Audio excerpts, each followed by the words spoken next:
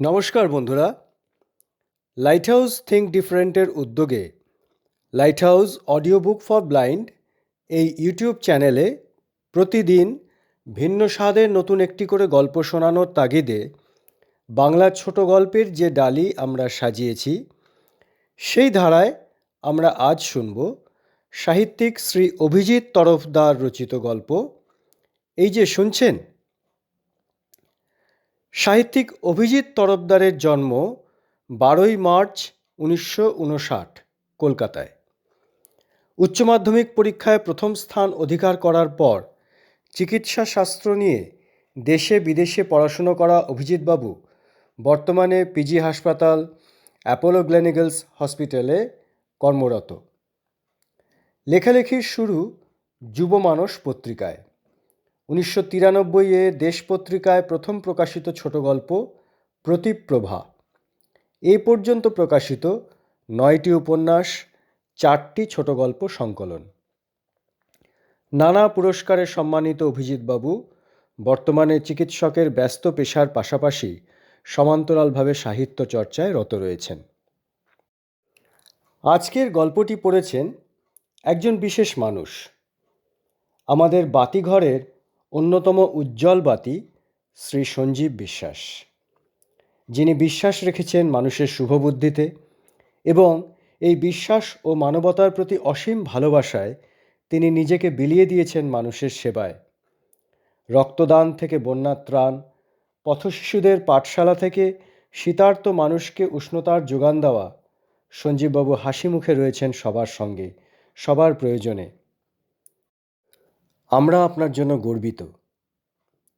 আপনার এই নিঃস্বার্থ মানব সেবা আরও অনেক অনেক মানুষকে অনুপ্রাণিত করুক, এই আমাদের আশা। তাহলে আসুন এখন আমরা শুনি আজকের গল্প এই যে শুনছেন। লেখক শ্রী অভিজিৎ তরফদার, পাঠ করেছেন শ্রী সঞ্জীব বিশ্বাস।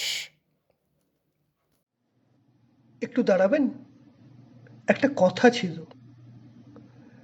জানতাম না দাঁড়িয়ে আপনি পারবেন না, কারণ কথার আমন্ত্রণ অগ্রাহ্য করা আপনার পক্ষে অসম্ভব। কথা বলার আকর্ষণ অবশ্য আরও অনেক বেশি, সে প্রসঙ্গে পরে আসছে। জীবনের প্রথম শব্দগুলোর কথাই ধরুন। গর্ভস্থ সন্তানও নাকি মায়ের কথা শোনে, মার কণ্ঠস্বরের সঙ্গে তার আত্মীয়তা জন্মায় ভূমিষ্ঠ হওয়ার আগেই। জন্মানো মাত্রই কান্না, শব্দের মাধ্যমেই তা নিজেকে প্রতিষ্ঠা। কান্না শুনে মায়ের ছুটে আসা, স্তন্যদান, গান গেয়ে ঘুম পাড়ানো। গানের উচ্চারণ সুরের সঙ্গে মিশে আপনার কর্ণকুহরে প্রবেশ করেছিল বলেই না আপনি লক্ষ্মী ছেলে হয়ে ঘুমিয়ে পড়েছিলেন। মার প্রতি আপনার ধ্বনিপ্রয়োগ কিন্তু সেখানেই থেমে থাকেনি। অর্থহীন উচ্চারণ ক্রমশ শব্দে সংহত হয়েছে, ভাষায় রূপান্তরিত হয়েছে। মাই আপনার ভাষার প্রথম শুরু। মার ভাষাতেই আপনার বাক্য বিনিময়ের সূচনা। খিদে, ঘুম ইত্যাদি জৈবিক প্রয়োজন ছাড়িয়ে কথা আপনাকে আরও কতজনের কাছে পৌঁছে দিল। কথার কাছে আপনার ঋণ অপরিসীম। মায়েরও আপনার সঙ্গে যোগাযোগ বলতে মূলত কথাই। আয় ঘুম যায় ঘুম দত্তপাড়া দিয়ে শুরু। চোখ বন্ধ করেছি, দেখি তো কে গ্লাস থেকে দুধটা খেয়ে নেয়, হয়ে সারাদিন শুধু খেলা খেলা, এবার পড়তে বস। তারপরই ছি ছি ছি, এই তো রেজাল্ট, সবার সামনে মুখ দেখাবো কি করে। অবশেষে বিয়ে তুমি করবে, কাকে করবে, কেন করবে, সেটা তোমার ব্যাপার, ওতে আমাকে জড়িও না। আর এখন টুকুর মেয়ের অন্নপ্রাশন, তোর বিয়েতে টুকু সোনা দিয়েছিল, মনে থাকে যেন। বাবার সঙ্গে সে তুলনায় আপনার যোগাযোগ খুবই ক্ষীণ, কথাও হাতে গোনা। স্কুল বেলায় দিন দিন খোদার খাসির মতো ধাড়ি হয়ে উঠছ, লেখাপড়া কিছু হচ্ছে? কলেজে ঢুকে বাপের পকেট থেকে বিড়ি খেতে শিখেছিস, পেরিয়ে বাপের নাম ভুলিয়ে দেবো হতচ্ছাড়া। এখন দরজার কোনায় ঘাপটি মেরে দাঁড়িয়ে থাকেন বাবা। কি ব্যাপার? অর্শের ব্যথাটা কদিন ধরে ভোগাচ্ছে তো। অবনী ডাক্তারকে বলে দুটো বড়ি এনে দে না। সে তো রোজই খাচ্ছ, কমছে কোথায়? অপারেশন করিয়ে নাও। অপারেশন? সে তো অনেক টাকা ধাক্কা। কেন? পেনশন টাকাগুলো যাচ্ছে কোথায়? বাবার শেষ কথাগুলো না শুনেই বেরিয়ে যান আপনি। শুনলে দেখতেন বাবা বলছেন, পেনশনের টাকা আর চোখে দেখি কোথায়। ঢুকতে না ঢুকতেই বৌমা হাতিয়ে নেয়। বৌমা মানে আপনার জীবন সঙ্গিনী। সেখানেও কথার ফুলঝুরি। বিয়ের আগে তোমার হাইটটা কি সুন্দর গো, খুব ম্যানলি। তারপরই সবাই সমস্ত জেনে গেছে। এখন আমার গলায় দড়ি দেওয়া ছাড়া উপায় থাকবে না। বিয়ের পর ওহ, দিনটা তোমার বাবা মা আর বোন যেন ঘাড়ের কাছে নিঃশ্বাস ফেলছে। আমাকে এখান থেকে নিয়ে যেতে পারো না? আর এখন অনেক সহ্য করেছি, রাতে ঝাঁটা খেয়ে গেছি, টু শব্দটিও করিনি। এতদিনে সময় হয়েছে, এতটুকু এধার ওধার করেছো কি বধূ নির্যাতনের দায়ে গোষ্ঠী শুধু ঘানি ঘুরিয়ে ছাড়বো। পরবর্তী প্রজন্মও মাথা তুলতে শুরু করেছে। বাবা, নাচের কাছে মাইনেটা, কাজের লাস্ট ডেট। রোজ রোজ বাসে করে ফেরা ডিসগাস্টিং। একটা টু হুইলার কিনে দিতে পারো না? বন্ধুদের সবার আছে, আমরা তো লজ্জা করে। রাস্তায় কি খবর ভাইয়া, আজকাল যে দেখাই যায় না। রাজারা জমি ম্যানেজ করছে শোনা যাচ্ছে। বিয়ে বাড়িতে? আরে তোমার মেয়ে তো একেবারে রেডি হয়ে গেছে, সেটা নিকোবরকে দেখা। আমি চিনতেই পারিনি। তবে সঙ্গে ছেলেটা কিন্তু বেশ হ্যান্ডসাম। তোমার মেয়ের চয়েস আছে।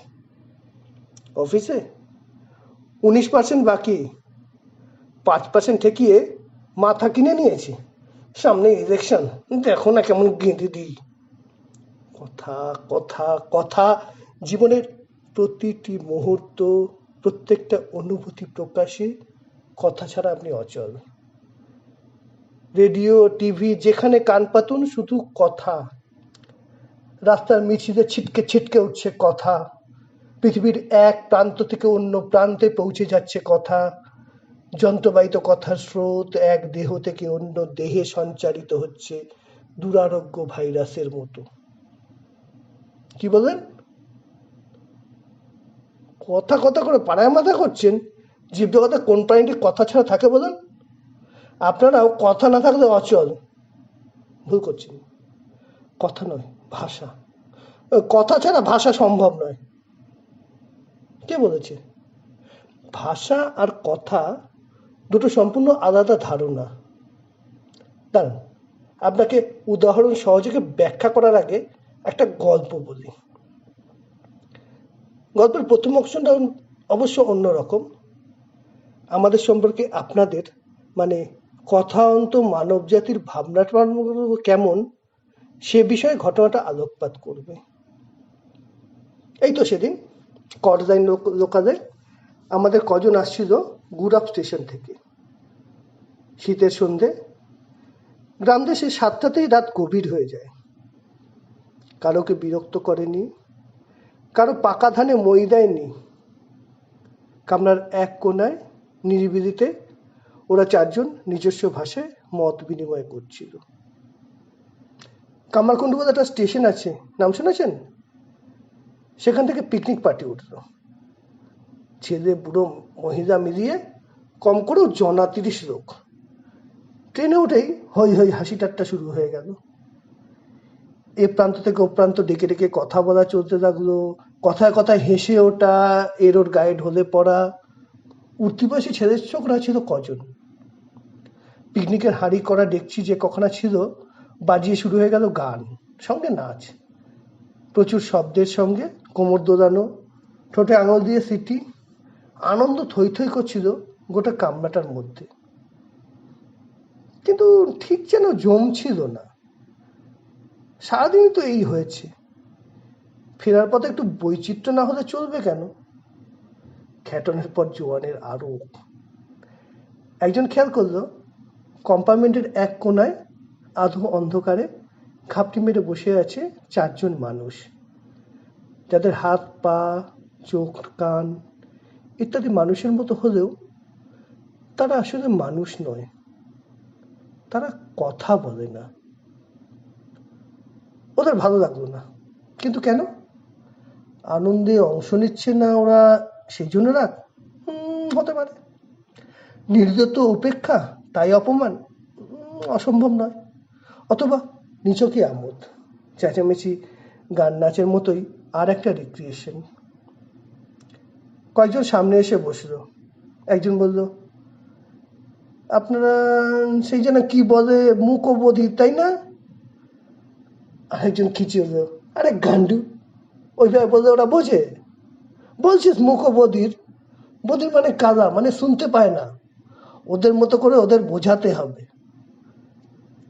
ততক্ষণ দেখা দেখে উঠে এসছে আরো কয়েকজন। বিশ্বাস করবেন না, তাদের মধ্যে মহিলা ও বয়স্ক পুরুষও রয়েছেন। শুরু হয়ে গেছে টিভির খবর পাঠ। অন্যরা হাত ও মুখের বিচিত্র ভঙ্গিমায় সেটাই বোঝানোর চেষ্টা করে যেতে লাগলো।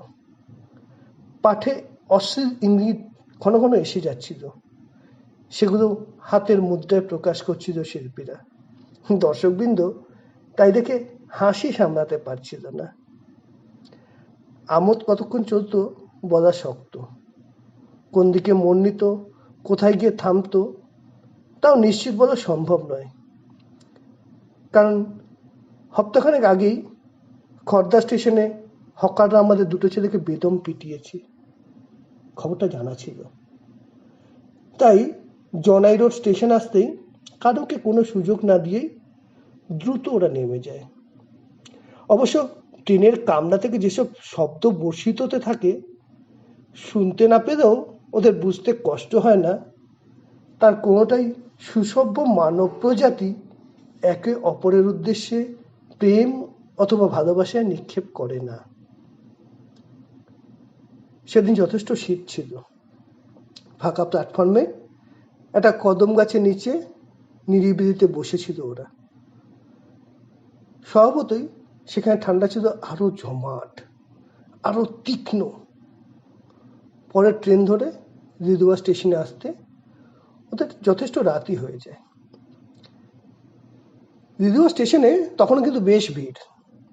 হাওড়া থেকে ট্রেনগুলো আসছে যাত্রী বোঝাই হয়ে। লিলুয়াতেও অপেক্ষমান অনেক যাত্রী। একটা করে ট্রেন ঢুকছে আর যাত্রীর দল ঝাঁপিয়ে পড়ছে। বেশিরভাগই ঠেলে ঠেলে জায়গা করে নিচ্ছে, কোনো না কোনো কারণে সেদিয়ে যাচ্ছে।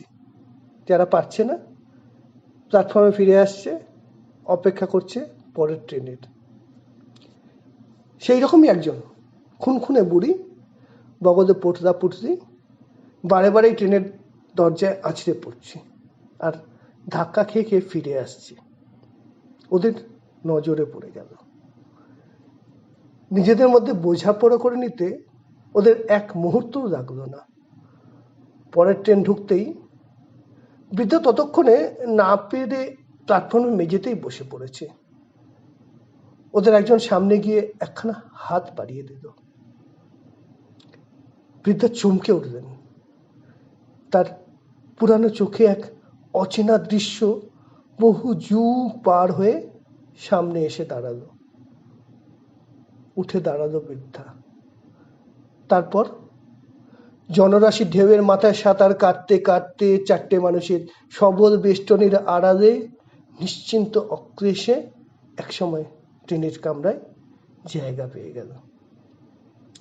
বিশ্বাস করুন, বৃদ্ধা একটা কথাও বলেনি। থ্যাংক ইউ বলেনি, ধন্যবাদ বলেনি, এমনকি বেঁচে থাকো বাবা, ভগবান তোমার মঙ্গল করুক, তাও উচ্চারণ করেনি। বৃদ্ধা শুধু তাকিয়েছিল। সেই চোখের ভাষা, সেই না বলা শব্দপুঞ্জ বৃদ্ধার সঙ্গে চলে গেল মগরা কিংবা বলরাম বাটি। ওরা থাকবে। শেষের কদিন বৃদ্ধার নিজস্ব চোখের শেষ আলোর বিন্দুটির মধ্যে ওই দৃষ্টি প্রজ্জ্বল হয়ে থাকবেন। দৃষ্টি বোঝেন? চোখের ভাষা। ঠাকুর দেখতে বেরিয়েছে কন্যা। মশমশে নতুন শাড়িতে ঘামে জবজবে অবস্থা, নতুন জুতোয় গোড়া দিতে ফোসকা। ঠাকুরের সামনে জড়ো করে কপালে ঠেকাতে গিয়ে হাত থেমে গেল। ধনুচি হাতে নাচছে যে ছেলেটা, ঝাঁকড়া চুল, টাইট জিন্স, ও কি এপাড়ার? আগে তো দেখিনি। নাচতে নাচতে যুবকের চোখ গিয়ে পড়ল কন্যার চোখে। চলেছেন দূর দেশে। দরজায় হেলান দিয়ে দাঁড়িয়ে মা, যেতে গিয়ে ঘুরে দাঁড়ালেন। মার ঠোঁট কেঁপে উঠল। শুনতে না পেলেও আপনি জানেন মা বলছেন, দুর্গা দুর্গা, বলছেন সাবধানে থাকিস বাবা, পৌঁছে চিঠি দিস। এই চোখের ভাষা আমরা শুনতে পাই কারণ আমাদের জগতে কথা নেই, শব্দ নেই, উচ্চারণ নেই। শব্দের মোড়ক ছাড়িয়ে ভাষার যে অবয়ব, ভেতরের যে আত্মা, তাকেই ছুতে চাই আমরা। কথায় মন পাতলে এই দেখার ক্ষমতা হারিয়ে যায়। বিশ্বাস হচ্ছে না? বেশ, ভাষাকে বাদ দিন, দেখাতেই আসুন। আপনার বাড়ির উঠোনের কাঁঠাল গাছটার পাতায় রং চৈত্র মাসে কেমন বদলে যায় লক্ষ্য করেছেন? দেখেছেন আষাঢ় মাসে প্রথম বৃষ্টির স্পর্শে তার জেগে ওঠা? পাঁচিলের উপর লাফিয়ে যাচ্ছে শালিক পাখি, পড়ন্ত রোদ তার ডানায় কি বিচিত্র বর্ণসম্ভার সৃষ্টি করেছে খেয়াল করেছেন? কালবৈশাখের মেঘ আর শ্রাবণের গর্ভিণী আকাশ যে এক নয়, জিজ্ঞেস করলে বলতে পারবেন? পারবেন না, কারণ শব্দে আপনার মনোযোগ এত গভীর যে দৃশ্য থেকে দৃষ্টি সম্বরণ করে নিয়েছেন আপনি, স্পর্শ থেকেও।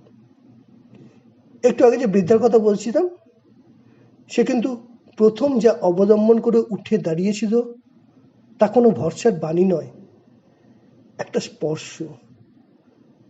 সেই স্পর্শ বৃদ্ধাকে পৌঁছে দিয়েছিল প্ল্যাটফর্মের উত্তাল জনসমুদ্র থেকে ট্রেন কামরার এক নিশ্চিত বালিয়াড়িতে। ট্রেনে উঠেই কিন্তু হাত ছেড়ে দেননি বৃদ্ধা। ট্রেন নড়ে উঠেছিল, তথাপি বৃদ্ধা ছুঁয়েছিল সেই হাত যা থেকে দিয়েছে বিশ্বাস, আশ্বাস, আশ্রয়। পরিবর্তে বৃদ্ধাও সেই স্পর্শের মধ্য দিয়ে ফেরত পাঠিয়েছিল কৃতজ্ঞতা, স্নেহ, শুভকামনা। বাবার হাত ধরে বাস স্ট্যান্ডে দাঁড়িয়ে থাকা শিশুটাকে দেখুন। স্কুল বাস এলেই হাত ছাড়িয়ে ছুটে যাবে। বাসের পাদানিতে দাঁড়িয়ে একটিবার ঘুরে দাঁড়িয়ে হাত নাড়বে, তারপর মিশে যাবে ভিড়ে। কিন্তু তার আগে ওই যে হাত ধরে থাকা, সারাদিনের সমস্ত সাহস, সব ভরসা কি ও আহরণ করে নিচ্ছে না স্পর্শের মধ্য দিয়ে? এগিয়ে যান, ওই কোমল হাত স্পর্শ করুন, দেখবেন হাতও কথা বলে। স্পর্শ কি শুধু মানুষের? দরজা খুলে ঘরের ভেতরে পা রাখার সঙ্গে সঙ্গে পোষা বিড়ালটা আপনার কোলে ঝাঁপিয়ে আসে। তার তুলতুলে গলায় আপনি হাত বুঝিয়ে দেন। তার বাণী আপনি অনুভব করেছেন? তার চোখের দিকে তাকান, সেখানেই সমস্ত লেখা আছে। ফোঁটা ফুলের পাপড়িতে আঙুল ছুঁয়ে দেখুন, শিশুর নিদ্রিত চোখে ঠোঁট রাখুন, ধানের শীষ স্পর্শ করুন। ভিন্ন ভিন্ন সংকেত এরা সঞ্চয় করে রেখেছে আপনারই জন্য। পাচ্ছেন না তো? পাবেন কি করে? স্পর্শ থেকে আপনি চেতনাকে বিযুক্ত করে নেন। মন প্রাণ অনুভূতি উন্মুখ হয়ে থাকে কেবল ধ্বনির জন্য। গন্ধই কি কম? ধরুন ধূপের গন্ধ। চোখ বন্ধ করুন, দৃশ্য থেকে, শব্দ থেকে, স্পর্শ থেকে নিজেকে সরিয়ে নিয়ে শুধু গন্ধের মধ্যে ডুব দিন। ধূপ, কিন্তু একা ধূপই কি? ধূপের সঙ্গে মিশে আছে আরো অনেক গন্ধ, চন্দন, ধুনো, ধূল, প্রদীপের ঘিয়ের গন্ধ। তাহলে পুজোর ধূপ। কাসর ঘটা শঙ্কের হুঙ্কারে এই গন্ধের যুগলবন্দি চাপা পড়ে যায়, তাই খেয়াল করেননি। এবারে অন্য এক ধূপ। এখানে ধূপের সঙ্গে মিশেছে বাসি রজনীগন্ধার বিষণ্ণ বাতাস, মিশেছে পোড়া কাঠের তীব্র হাহাকার। ঠিক ধরেছেন, এ ধূপ সব যাত্রার অনুষঙ্গ। গন্ধ দিয়ে মানুষ চিনেছেন কখনো? নারীর গন্ধ, শিশুর গন্ধ, সরল ও জটিল মানুষের গন্ধ, শত লোভীর গন্ধ, ভীরু ও কামুকের গন্ধ আলাদা, অথচ গন্ধ নয়। কথার জন্যই কান পেতে রাখেন আপনি। কামুক তার কামনার কথা বলবে, লোভী বলবে লোভের কথা, প্রেমিক ভালোবাসা উচ্চারণ করবে, ধার্মিক স্মরণ করবে ঈশ্বরকে। কথা দিয়েই মানুষ চিনতে হবে আপনাকে। তাই আঘ্রাণের ক্ষমতাকে নির্বাসনে পাঠিয়ে রয়ে গেলেন খর্ব, ক্ষুদ্র, ভগ্নাংশ এক প্রাণী। স্বাদ দিয়ে, কি বলেন? স্বাদ দিয়ে মানুষ চেনা। আমি কি শাপদ? ভুল। শাপদ আর দ্বিপদের অন্যান্য অনেক পার্থক্যের মধ্যে একটা হলো রসনাকে শিক্ষিত হওয়ার সুযোগ থেকে বঞ্চিত রাখে আপনার মতো দ্বিপদ। আচ্ছা আপনি বলুন, সন্তানের কপালে চুম্বনের স্বাদ কি প্রিয়ার অধরের থেকে ভিন্ন নয়? অথবা চোখের জলের স্বাদ, তীব্র আনন্দ ও গভীর বেদনায় নির্গত অশ্রুর স্বাদ কি এক ও অভিন্ন? আমি জানি এই প্রতিটি প্রশ্নেরই উত্তর আপনার অজানা। রসনায় মনোনিবেশ করার কথা আপনি স্বপ্নেও ভাবেননি। ভাববেন কেমন করে? কারণ স্বপ্নে যে কথাই ভাবেন আপনি। কথা মানে শব্দ, মানে ধ্বনি। এত কথা বলেন আপনি, এত কথা শোনেন, অথচ আপনি জানেনই না যে ধ্বনিকে আত্মস্থ করতে গেলেও নিজেকে প্রস্তুত করতে হয়। আর তার জন্য নিজের দুখানা শ্রবণেন্দ্রিয়ই যথেষ্ট নয়। বিশ্বাস হলো না? বেশ, গোপনে ফুল পাপড়ি মেলে, গর্ভকেশরে মুখ রাখে মধুকর, পরাগমিলন ঘটে গর্ভকোষে। শুনতে পান? প্রভাতের সঙ্গে রাত্রির যে মিলন, উষা ও গোধূলির চিরন্তন, তার আশ্লেষ চিৎকার আলোয় আলোয় ছড়িয়ে যায়। চরাচর শান্ত হয়ে প্রতীক্ষা করে মুহূর্তটির জন্য, অবিরল। শুনতে পান? বৃষ্টি শেষে গাছের পাতায় দুষ্টু হাওয়ার খুনসুটি, খিলখিল হেসে ওঠা। শুনতে পান? একাকী নক্ষত্রের নিশির পাত, তার বিরহ বেদনার একান্ত রাগিনী। শুনতে পান? আমরা পাই। আপনাদের বাক্যময়, ধ্বনিময়, কোলাহল মুখর জগতের যাবতীয় উচ্চারণ থেকে বিযুক্ত থাকি বলেই শ্রুতির অতীত শব্দ তার সমস্ত নিজস্বতা দিয়ে আমাদের ঘুমিয়ে থাকা ইন্দ্রিয়ে হানা দেয়, ডাকে, তার সম্পদের শেষ বিন্দুটুকু উজাড় করে আমাদের সমৃদ্ধ করে। আমরা সম্পূর্ণ হই। আমি কি কখনো সোহিনীকে বলেছিলাম আমি তোমাকে ভালোবাসি? সোহিনী কি কখনো আমার উদ্দেশ্যে তার ভালো লাগা অথবা ভালোবাসা ব্যক্ত করেছিল? প্রশ্ন করবেন, যার মুখে কথা নেই সে আবার কেমন করে ভালোবাসি ভালোবাসি বলে পাড়া মাথায় করবে? না, মুখে না বললেও যে ভাষায় আমরা ভাব বিনিময় করে থাকি, সেই ভাষাতেই তো আমরা একে অপরকে ভালো লাগা জানাতে পারতাম। অথচ এর কোনোটাই আমাদের প্রয়োজন পড়েনি। ভিড়ের মধ্যে সেদিন সোহিনীকে দেখি, খুঁজতে খুঁজতে সোহিনী যেন আমাকেই পেয়ে তার দৃষ্টি আমার চোখে বিছিয়ে দিয়েছিল। আমিও অঞ্জলি পেতে গ্রহণ করেছিলাম তার চোখ। তারপর থেকেই আমার মধ্যে আশ্চর্য সব পরিবর্তন দেখা দিতে লাগলো। বিশদে যাব না, শুধু এটুকু বললেই হবে, একদিন খুব বৃষ্টির পরে আকাশ জুড়ে রামধনু দেখতে দেখতে চোখে জল এসে গেল। মনে হলো এমন সুন্দর দৃশ্য সৈনিককে যে দেখানো হলো না।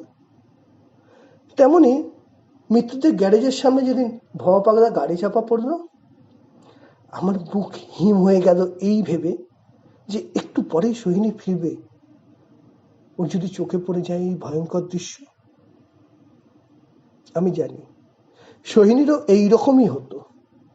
পৃথিবীর যা কিছু ভালো, যা কিছু সুন্দর আমার সঙ্গে ভাগ করে নিতে ইচ্ছা হতো। সমস্ত ঝড়ঝাপটা দুর্যোগ থেকে আমাকে আড়াল করে রাখতে চাইতো ওর মন। আমরা একে অপরকে এই কথাগুলো কখনো বলিনি, অথচ দুজন দুজনের চোখের ভিতর তাকালেই স্বরলিপির মতো সমস্ত পড়তে পারতাম। আমরা দুজন দুজনকে স্পর্শ করলাম। আমার প্রতিটি আঙুল ওর সমস্ত অনুচ্চারিত প্রশ্নের জবাব দিয়ে দিয়েছিল। আমি জানি আমরা মিলিত হলাম সমুদ্রের সঙ্গে আকাশের মিলনের মতোই শান্ত ও মহান সেই সঙ্গম। যথাসময় সোহিনী বুঝতে পারল তার প্রাণের গভীরে জন্ম নিয়েছে আরেকটা প্রাণ। দুজনের ভালোবাসার রস আহরণ করে বিকশিত হচ্ছে সেই বীজ। সেটি কি আনন্দ! দৃষ্টি দিয়ে সোহিনীর দেহের পরিবর্তন আমি অবলোকন করলাম। স্পর্শ দিয়ে সেই অনাগত প্রাণের স্পন্দন আমি অনুভব করলাম। সোহিনীর নাড়িতে এখন কস্তুরী মৃগের ঘ্রাণ। সোহিনীর অবয়বে এক আশ্চর্য পূর্ণতার জ্যোতি। অথচ আমরা দুজন কাছাকাছি হলেই একে অপরের দৃষ্টি থেকে চোখ সরিয়ে নিচ্ছিলাম। জানি কেউ কারো কাছে ধরা দিতে চাইছিলাম না। আমরা দুজনেই একটা প্রশ্নের উত্তর খুঁজছিলাম, না পেয়ে কেউই নিজেকে মেরে দিতে পারছিলাম না। কি খুঁজছিলাম আমরা? আমরা জানতে চাইছিলাম যে আসছে সে কেমন। আমরা বুঝতে চেষ্টা করছিলাম আমাদের সন্তান কি। আমাদের মন প্রাণ অনুভূতি একাগ্র করে আমরা প্রশ্ন করছিলাম, তুমিও কি আমাদের দলের? তুমিও কি আমাদেরই মতো শব্দহীন অথচ বাংময়? তোমার পৃথিবীও কি আমাদের মতো স্তব্ধতায় রমণীয়? নাকি তোমার পৃথিবীতে প্রেম ভালোবাসা, বিচ্ছেদ বেদনা, বিরহ আরতি সবই আসবে শব্দের কাঁধে ভর দিয়ে? আমাদের এই প্রশান্ত পৃথিবীতে কলহের প্রদাহ নিয়ে আবির্ভূত হবে না তো তুমি? অবশেষে ভূমিষ্ঠ হলো আমাদের সন্তান। পুত্র সন্তান চেয়েছিল সোহিনী, আমার পছন্দ ছিল কন্যা সন্তান। সোহিনী যেতেছিল বলে তার কি অহংকারের হাসি! বারবার আমাদের সাংকেত ভাষায় সে বোঝাতে চাইছিল, দেখলে তো আমার ইচ্ছাই ফলে গেল। আমি কিন্তু দেখতে পাচ্ছিলাম হাসির আড়ালে সোহিনী কিছু লুকোতে চাইছে। সোহিনী কি বুঝতে পেরেছিল? জন্ম মুহূর্তে শিশু কাঁদে। মাতৃগর্ভের নিরিবিলি সুখের আশ্রয় ছেড়ে নিষ্ঠুর পৃথিবীতে পা দিয়েই শিশু অনুভব করে নিজের দাবি যথাযোগ্য স্থানে ঠিক মতো পৌঁছে না দিলে তাকে বঞ্চিতই থাকতে হবে। দাবি আদায়ের একমাত্র উপায় স্বর। সেই স্বর নাদ সপ্তাহকে পৌঁছে দিয়ে সে চাহিদা পূরণের চেষ্টা করে। মূক ও বধির শিশু কি কাঁদে না? কাঁদে। একটা স্বাভাবিক শিশুর কান্নায় যেভাবে ভাষা ক্রমশ স্বরকে সরিয়ে জায়গা করে নেয়, বয়স বৃদ্ধির সঙ্গে সঙ্গে কান্না যেভাবে হাহাকার থেকে ক্রুদ্ধ আত্মপ্রতিষ্ঠায় উত্তীর্ণ হয়, মূক ও বধিরের কান্না তা পারে না। জন্ম থেকে মৃত্যুর দিকে বয়ে যাওয়া জীবন প্রবাহে তার কান্না শীতের বাতাসের মতো একই রকম মর্মান্তিক। খুশি হয়েছেন? হবেনি তো। ভাষা সর্বস্ব একটা শিশুকে স্বাভাবিক বলতেই আপনার চাপা মুখ হাসিতে উজ্জ্বল হয়ে উঠল। কি করব? আপনাকে বোঝানোর জন্য আপনার ভাষাই তো ব্যবহার করতে হবে। তাহলে কিভাবে বুঝবো আমাদের সন্তান কেমন, তার ইন্দ্রিয়ের শব্দের অবস্থান কোথায়, তার চৈতন্যে ভাষার গুরুত্ব কতখানি? বুঝতে আমরা পারছিলাম, কিন্তু মেনে নিতে মন চাইছিল না। সোহিনীর হাতের চুড়িতে ঠন করে শব্দ হলে শিশু মাথা ঘুরিয়ে তাকায়। জানলায় উড়ে বসা পাখির ডাকে চমকিত হয় শিশু। স্বাধীনতা দিবসে ড্রাম বাজিয়ে প্যারেড করে গেল ছেলেরা, হাত পা ছুড়ে ব্যান্ডের তালে তালে শিশুর কি নেচে ওঠা। সোহিনী ভাবছিল, আমি বুঝতে পারিনি। আমিও চাইছিলাম সৈনির কাছ থেকে লুকোতে। আমরা দুজনেই ঠকানোর খেলা চালিয়ে গেলাম প্রায় 1 বছর। আমরা একান্তভাবে চেষ্টা করেছিলাম আমাদের সংসার থেকে আমাদের সন্তানকে আড়াল করে রাখতে। আমরা চাইনি ভাষার সঙ্গে ওর পরিচয় ঘটুক। আমরা ভুল করেছিলাম। প্রাচীর তুলে ভাষাকে ঠেকিয়ে রাখা যায় না। শব্দ কোনো বাধা মানে না। কার কাছ থেকে কিভাবে শিখলো বলতে পারবো না, কিন্তু একদিন রাতে সোহিনী যখন দুধ খাইয়ে শিশুকে ঘুম পাড়াচ্ছে, শিশু বলে উঠল দা দা। তার ষষ্ঠ ইন্দ্রিয়ে সেই ভাষা শুনতে পেয়ে চমকে উঠে সোহিনী আমার দিকে তাকালো। আমি শুনতে পাইনি ভান করে দেওয়ালের দিকে মুখ ঘুরিয়ে শুয়ে রইলাম। আমরা দুজনেই বুঝতে পারলাম আমাদের নির্বাক পৃথিবীতে ভাষার প্রবেশ ঘটে গিয়েছে। এক অদ্ভুত অনুভূতি। একদিকে আনন্দ, আমাদের সন্তান এক শব্দহীন প্রশান্ত শীতলতার জীবন অতিবাহিত করবে না। তার দৈনন্দিনতা রূপ রস গন্ধের মতো শব্দের ঝংকারেও বেজে উঠবে। এক অন্য মানুষ হয়ে বেজে উঠবে সে। অন্যদিকে যন্ত্রণা, শব্দহীনতা যে অপূর্ণতা নয়, শব্দের অতীত যে ভাষা, সেই ভাষাতেও যে কানায় কানায় ভর্তি আমাদের বেঁচে থাকা, এই সত্য কি কখনোই পৌঁছিতে পারবো তার কাছে? আমরা সুখী হব তো? আমাদের জীবনের কলহের কলরোল বয়ে নিয়ে আসবে না তো আমাদের শিশু সন্তান? অনেক ভেবেছি। চাঁদের আলোয় শিশু মুখের সুষমা সন্দর্শন করে আকুল হয়েছি। প্রভাতের প্রথম কিরণে সেই মুখেই শব্দময় নিষ্ঠুরতা আবিষ্কার করে বিষাদাচ্ছন্ন হয়েছি। এইভাবে একটু একটু করে আমরা সিদ্ধান্তে পৌঁছেছি, নিজেদের প্রস্তুত করেছি। দেরি করিয়ে দিচ্ছি, মধ্যে আমার সময় নষ্ট করছি, ক্ষমা চেয়ে নিচ্ছি। আর একটুখানি, যে অনাথ আশ্রম থেকে আপনি আপনার স্ত্রীর হাত ধরে বেরিয়ে এলেন, একটি শিশু সন্তান দত্তক নেওয়ার জন্য নিঃসন্তান আপনারা বিগত 6 মাস ধরে বারবার যাওয়া আসা করেছেন। সেই প্রতিষ্ঠানের বাইরে আমিও ঘুরে বেরিয়েছি বহুদিন। যারা আসছেন তাদের প্রত্যেকের শরীরের ভাষা থেকে একটা প্রশ্নেরই উত্তর আমি খুঁজতে চেয়েছি, ভেতরের মানুষটা কেমন? আরো পরিষ্কার করে বলতে গেলে এরা কেমন জনক জননী? এইভাবেই আমি নির্বাচন করেছি আপনাদের। আজ অবশ্য আপনি একাই এসেছেন। চিঠিতে আমার যা কিছু বলার ছিল সমস্ত লিখে চায়ের দোকানে ছেলেটির হাতে 5টা টাকা গুছিয়ে আপনাকে দেখিয়ে দিলাম। ও চিঠিটা আপনাদের হাতে গিয়েছে। চিঠি খুলে পড়তেও শুরু করেছেন আপনি। এই অবধি দেখেই আমি চলে এসেছি। না এসে কি করি বলুন? মোড় ঘুরতেই যে পার্ক, সেই পার্কের বেঞ্চে সবার অলক্ষ্যে কাঁথায় মোড়া আমাদের সন্তানকে শুইয়ে দিয়ে এতক্ষণে বাড়ির পথ ধরেছে আমার সোহিনী।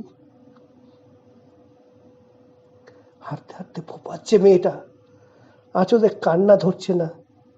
যেতে গিয়েও ফিরে ফিরে আসছে। ওর কাছে এক্ষুনি না পৌঁছালেই নয়। ওর যে আমি ছাড়া আর কেউ নেই। আপনার চিঠি পড়া হয়ে গিয়েছে, ছুটছেন আপনি। রাস্তা পার হলেন, সামনেই মোড়, ঘুরতেই পার্ক, পার্কের নিরালা বেঞ্চ, বেঞ্চে কাপড় জড়ানো একটা প্রাণ তুলে নিয়েছেন, বুকে জড়িয়ে ধরেছেন। আদর করছেন। আমি জানতাম এ কথাটা সৈনিকের না বলা অবধি আমার শান্তি নেই। ভালো থাকবেন। বিদায়।